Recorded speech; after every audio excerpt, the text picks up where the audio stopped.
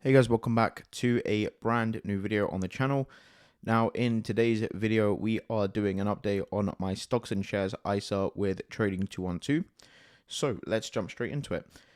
The current value is £25,137.99.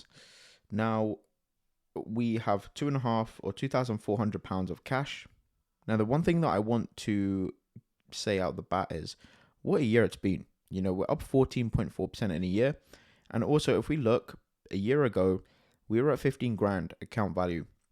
We're now at 25. So we've increased the account value by 10K in the past year, which is a rate of return of 2,600. So we've added around, 8,000, 7,000, something like that, which is pretty cool. This tax year so far, we've contributed 3 grand. I did add this 2.5K, or around 2,250 actually over the weekend. So that is how and why we are sat at this cash and this account value. You can see if we look over the past week here, we were at around 23K. And then obviously over the weekend, we've now gone up to 25.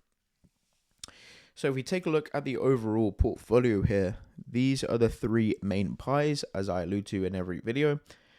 The main one is this long-term growth, which is what's driving the majority of the growth in this portfolio, which is up 23% in a year, or which is up 25% overall.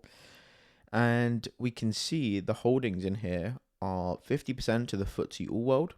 We have 40% to the S&P 500, and we have 10% weighted to the emerging markets. Now, the emerging markets is at 10% weight, but it is only at 5.49% right now.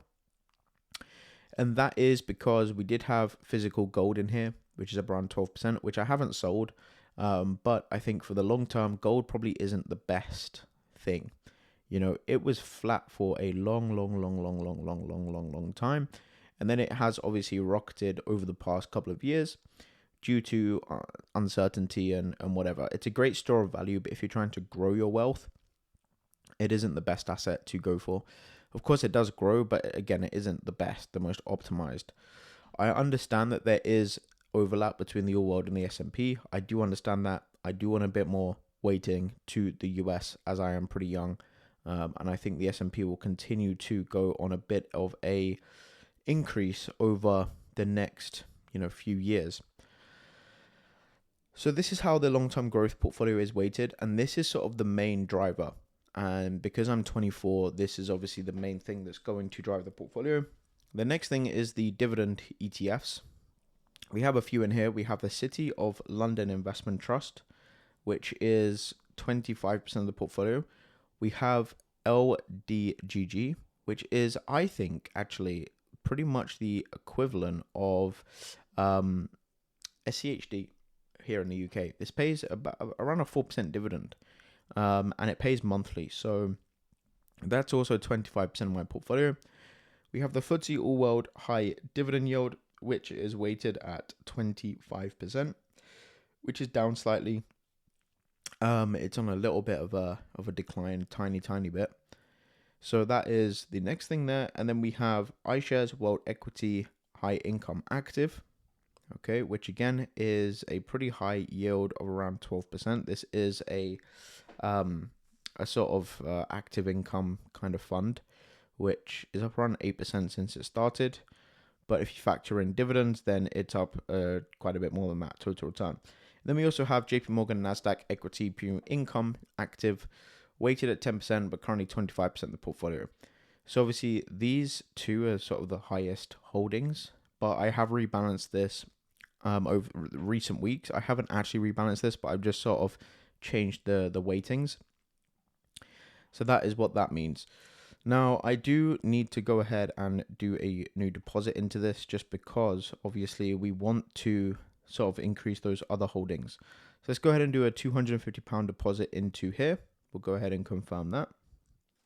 And I'm just going to slowly DCA or slowly add this cash into these portfolios.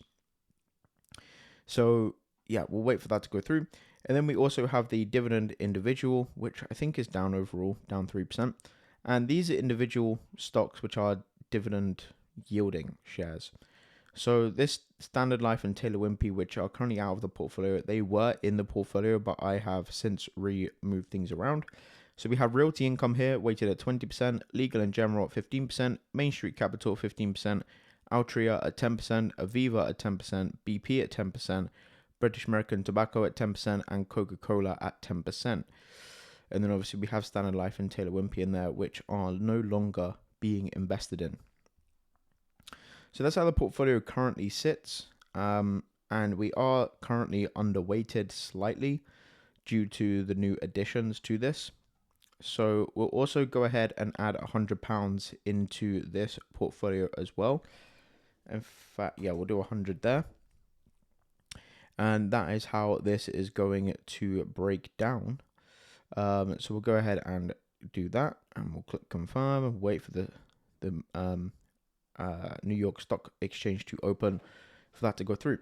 So that is the portfolio, and that is how we're looking. Year to date, we're up around 4.1%, and we're slowly getting back up to where we were. We were at around 64 grand in 2024, and yeah, obviously we were flat for a long time, and now we have started to contribute to this again.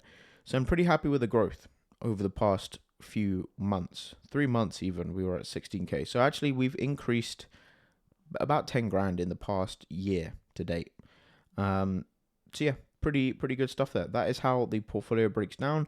That is the main holdings. Now, of course, we do have this metals pie here, which you can see, which is just full of a bunch of, copper, silver, palladium, platinum, silver, and physical gold, which is down, as you can imagine. Which again, this is 200 quid. I'm not too concerned about this. It was just playing around with, and I'm happy to leave it.